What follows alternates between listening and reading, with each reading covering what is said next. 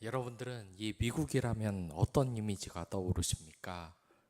여러 가지가 있을 겁니다. 헐리우드 영화, 군사 강국, 실리콘밸리, 애플, 테슬라, 하버드 등. 일단 좋은 이미지가 굉장히 많이 떠오를 겁니다. 물론 이 미국은 세계 최강국으로서 좋은 이미지를 가지고 있습니다. 하지만 아직까지 경제적으로 자립을 하지 못하는 노숙자 문제로 골머리를 싸고도 있습니다. 또한 이 빈익빈 부익부가 사회 문제가 되고 있습니다. 그리고 또한 특별 인종이 범죄자로 커가는 그런 사회 양극화 문제가 있습니다. 또한 인종 차별이 있습니다. 화려한 이면 뒤로 아직 우리 인간이 해결을 못한 여러 가지 문제는 우리가 모두 관심을 가져야 하는 것입니다. 아무리 가장 이미지가 좋고 강한 나라라고 해도 이면에 문제가 없는 것이 아닙니다. 오히려 좋은 이미지 때문에 해결해야 할 심각한 문제를 해결하지 못하는 면도 있습니다. 옛날 이 로마도 마찬가지입니다. 로마를 한번 떠올려 보시기 바랍니다. 모든 길은 로마로 통한다라는 말이 있을 정도로 로마는 정말 대단한 전성기를 누린 도시입니다. 오죽하면 로마의 황금시대라는 말이 있었겠습니까? 그러나 이런 겉으로 보여지는 화려함도 있지만 내부적으로 해결해야 할 적지 않은 문제도 많았습니다. 특히 로마법은 노예제도를 인정하고 있습니다. 로마에서는 인구의 85%에서 90%가 모두 노예였습니다. 그러니까 로마의 황금 시대를 누리는 것은 인구의 10% 정도밖에 되지 않고 나머지는 노예로서의 아주 불행한 삶을 살았다는 것입니다. 정말 황금 시대라고 불릴 수 있는 그러한 전성기를 누릴 수 있는 사람은 그 로마의 그 도시에서 10%밖에 되지 않았다는 겁니다. 그런데 어떻게 이런 로마를 황금의 도시, 가장 행복한 도시라고 말할 수가 있었을까요? 자, 로마에서 주인은 노예를 자신의 재산으로 여겼습니다. 그렇기 때문에 나머지 90%의 이 노예는 아주 불행한 삶을 살 수밖에 없었습니다. 사람 취급을 받지 못했습니다. 그렇기 때문에 잔인한 형벌을 주인이 내려도 이것을 막을 방법이 없었습니다. 법으로 이미 노예들은 사람 취급을 하면 안 되는 것이기 때문입니다. 이 사람들이 권한을 가진 일이 얼마나 잔인한 일인지 군대를 다녀보신 분들은 아마 다 아실 겁니다. 특히 도둑과 마찬가지로 이런 노예는 그 로마 시대에 이마에 낙인을 찍기까지 했습니다. 사람이지만 사람 같지 않은 사람이 바로 노예인 것입니다. 이 빌레몬서는 빌레몬에게 보내는 바울의 편지입니다. 하지만 바울이 개인적으로 빌레몬에게 전하는 편지의 속성은 아닙니다. 한마디로 사적인 편지가 아닌 겁니다. 빌레몬서 1장 1절을 보면 이 편지를 같이 보낸 사람은 바로 디모데입니다.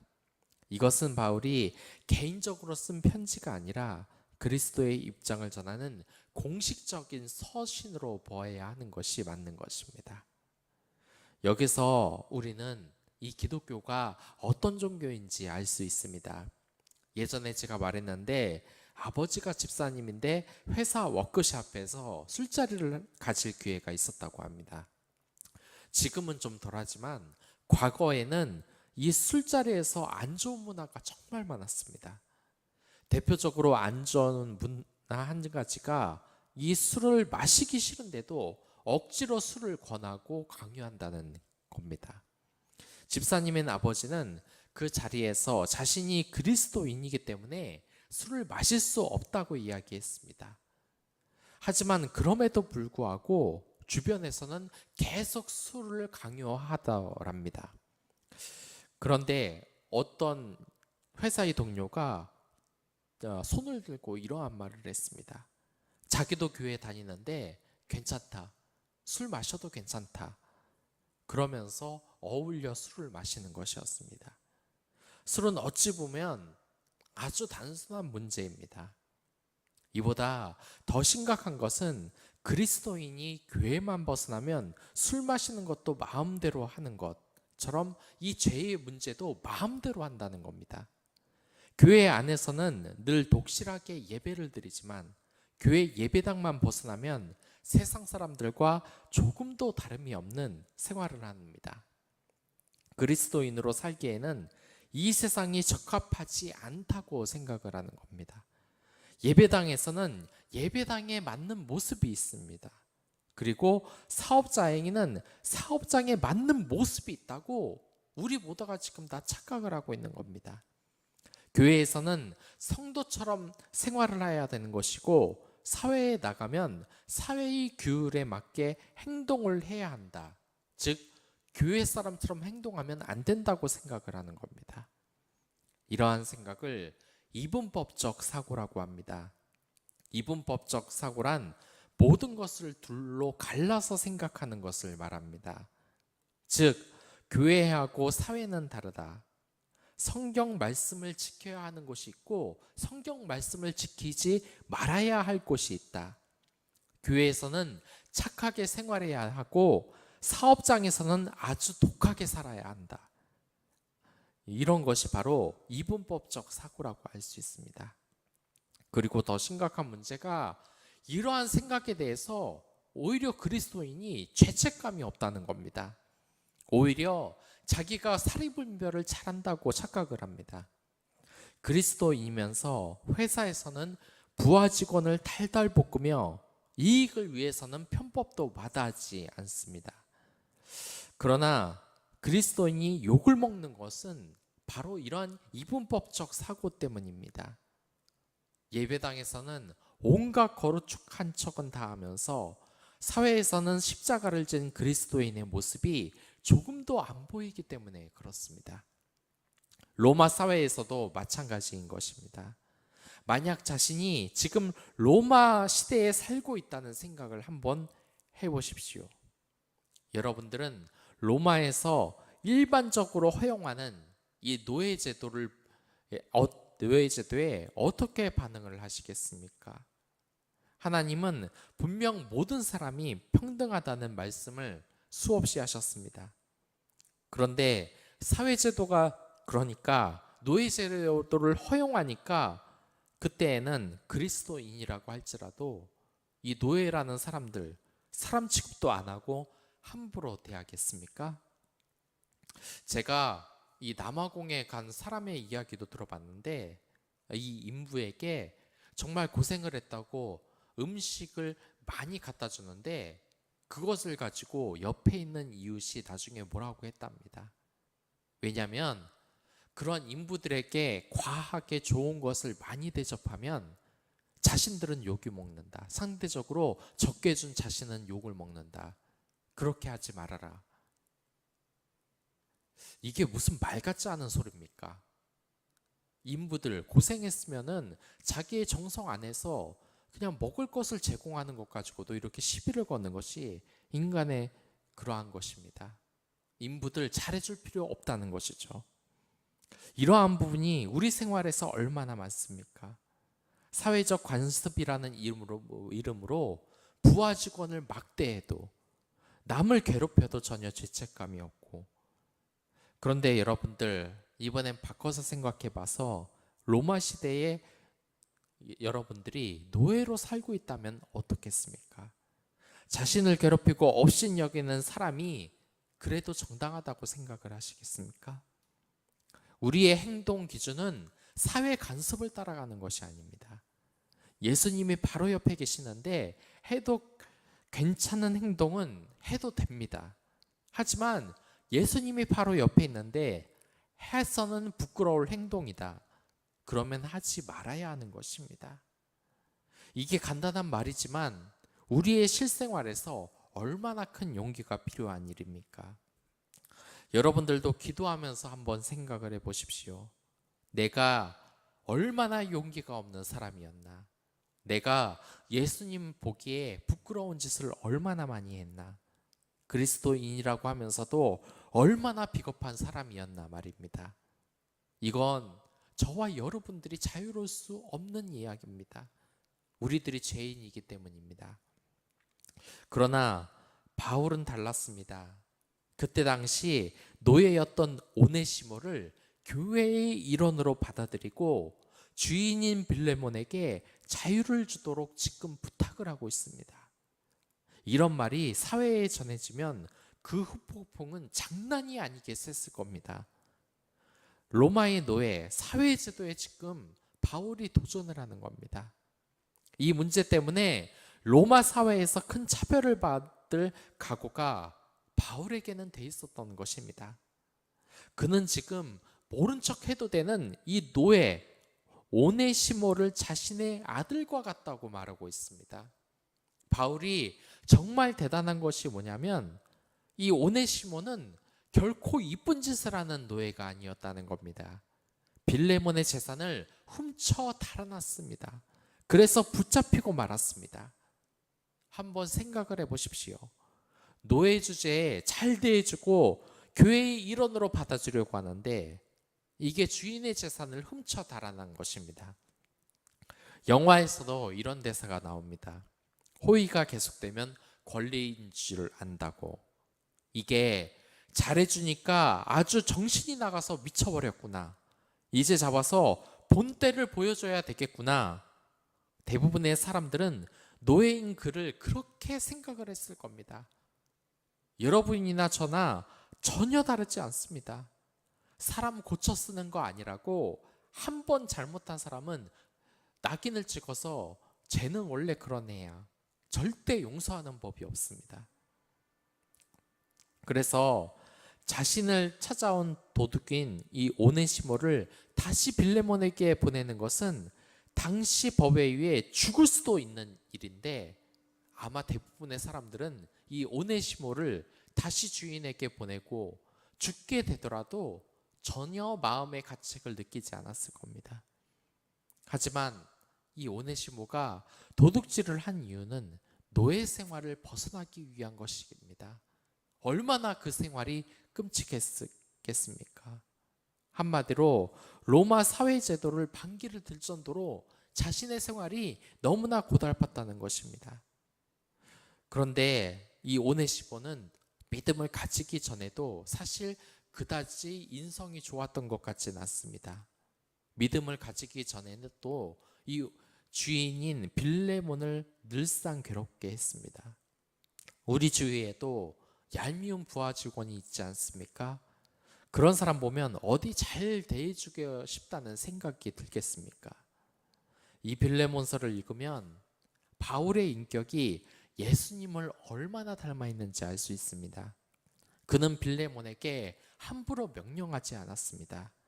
하나님의 뜻이라고 명령적으로 이야기하지 않고 사랑의 마음으로 겸손하게 빌레몬에게 간구를 하고 있습니다. 여기에서 자신이 사도이기 때문에 평신도인 빌레몬이 자신에게 순종해야 된다고 말을 하지 않습니다. 이러한 겸손한 자세는 그리스도인이 가져야 하는 마음임을 우리는 기억해야 되는 것입니다. 그리고 오네시모가 용서받을 만한 이유를 지금 바울이 설명해 주고 있습니다. 그것은 늘 주인의 속만 썩였던 못난 종 오네시모가 예수님의 은혜로 거듭났다고, 그렇기 때문에 오네시모를 용서해야 된다고 이야기를 합니다. 이것은 바로 예수 그리스도의 그 기독교 정신이라고 할 수 있습니다. 그 당시 로마 사회에서는 도둑질을 한 노예에게 낙인을 찍었습니다. 이 낙인은 당연히 도둑놈이라는 표시를 평생 각인을 시키는 겁니다. 여러분들 낙인이라는 이론이라는 것을 한 번쯤 들어봤을 겁니다. 나쁜 짓을 하고 다니는 사람에게 낙인을 찍어서 저놈은 원래 나쁜 놈이라고 차별하고 편견을 가지는 것이 바로 이 낙인 이론이라고 할 수 있습니다. 도둑질을 하다 걸리면 쟤는 원래 도둑놈으로 태어났고 평생 저짓거리를 하다가 죽을 놈이다라고 이렇게 흉을 보는 것, 생각하는 것이 바로 낙인 이론이라는 겁니다. 쟤는 나쁜 짓, 천인공로할 비리를 저질렀고 불륜을 저질렀으니 앞으로도 계속 그럴 인간이다. 그래서 직장에서는 취업을 할 때 신입사원에게 범죄 이력이 있는지 조사를 합니다. 만약 범죄를 저지른 적이 있으면 취업할 때도 차별을 두기 위해서입니다. 이 낙인 이론입니다. 한 번 그러는 거 보니까 평생 그런다. 이러한 낙인 이론이 나타나는 유행어가 있습니다. 사람 고쳐 쓰는 것이 아니다. 지금 물건을 훌리친 이 빌레몬은 로마의 법에 의해 몸에 낙인이 찍혀야 됩니다. 하지만 모두가 낙인을 찍어야 한다고 주장할 때 바울만큼은 그를 감싸주고 그게 변했다고 이야기를 하는 것입니다. 이게 얼마나 큰 사랑의 마음인지 아십니까? 정말 저나 여러분이나 부끄러운 기억이 하나씩 있지 않습니까? 간음을 하고 돈을 탐내고 그러다 걸리면 이 사회에서는 정말 이미지에 큰 타격이 있습니다. 하지만 예수님께서는 아무리 가늠한 여인이라도 그 여자를 용서하고 다시 죄에 빠지지 말라 하면서 받아주는 것이 바로 예수님인 것입니다. 그리고 이것은 우리에게 아주 중요한 교훈을 줍니다. 왜 바울이 지금 오네시모를 이해할 수 있었을까요? 시안견유시 불안결 유불이라는 말이 있습니다. 죄송합니다. 이게 쉬운 말인데 갑자기 발음을 하려고 그러니까 굉장히 어렵습니다. 이건 이성계가 무학대사에게 한 말입니다. 이 예화를 여러분들 모두 들어보셨을 겁니다. 이성계가 대사가 돼지로 보이는군요 라고 말하자 이 무학대사가 이런 말을 했습니다. 저는 임금님이 부처로 보입니다. 이 말이 무엇이겠습니까? 돼지 눈에는 이 세상의 모든 사람이 탐욕스러운 돼지로 보입니다. 하지만 부처의 눈에는 모든 사람이 부처로 보인다는 이야기입니다. 기독교적으로 바꿔보자면 늘 세상을 편협하게 사는 사람들은 이 세상 사람들을 늘 흉보를 마련합니다. 여러분들 한번 생각을 해보십시오. 오늘 하루도 그렇고 어제도 그렇고 저번 주에는 내 말에 대체 뭐가 있었는지, 다른 사람들을 돼지처럼 보는 말, 저 인간은 꼭 저래 그러면서 흉보는 말을 하는 이게 돼지의 눈을 가지고 있었는지, 아니면 내 주변 사람을 보고 예수님을 보는 사람이었는지 한번 우리는 반성을 해야 되는 겁니다. 다른 사람들을 비하하고 욕하고 돼지로 보는 사람은 그리스도인의 자격이 아직 안 갖춰진 겁니다. 만약 그러한 시선을 갖고 있다면 여러분들 정말 하나님께 더 기도하고 말씀을 읽으며 나 자신을 거듭나게 해달라고 말을 해야 되는 겁니다. 그러한 시선을 갖지 못했다는 것은 거듭난 자가 아니라는 소리입니다. 바울같이 새로운 사람으로 태어나지 못했다는 겁니다. 이 바울이 죄인인 오네시모를 용서하고 그를 긍휼히 바라볼 수 있었던 것은 바로 이 세상 사람들을 모두 예수로 보는 눈이 있었기 때문입니다. 오늘 하루를 살아가면서 여러분들 이 세상 사람들이 얼마나 예수로 보입니까? 이 세상 사람들이 얼마나 사랑스러운 눈으로 보입니까? 만약에 다른 사람을 보고 화가 난다, 그렇다면 여러분들 아직 진정으로 예수님을 믿는 것이 아닙니다. 예수님은 자신을 조롱하고 침을 뱉고 십자가에 못 박은 그 사람을 보고서도 미워하는 마음이 없었습니다. 오직 그들이 회개하고 하나님께 돌아오길만을 원하며 하나님께 그들을 위한 기도를 했습니다. 여러분들, 우리의 가지고 있는 최대의 무기는 남을 헐뜯는 것이 아닙니다. 남을 사랑하고 축복하는 것입니다. 오늘도 여러분들의 사랑스러운 동료를 보고 그 안에서 예수님을 발견하십시오. 예수님처럼 거룩하게 생각하고 그를 사랑하고 항상 그를 칭찬하십시오. 이 세상에 모든 사람이 예수로 보이면 우리의 삶이 얼마나 행복하겠습니까? 늘 그런 마음 달라고 다 같이 기도하도록 하겠습니다.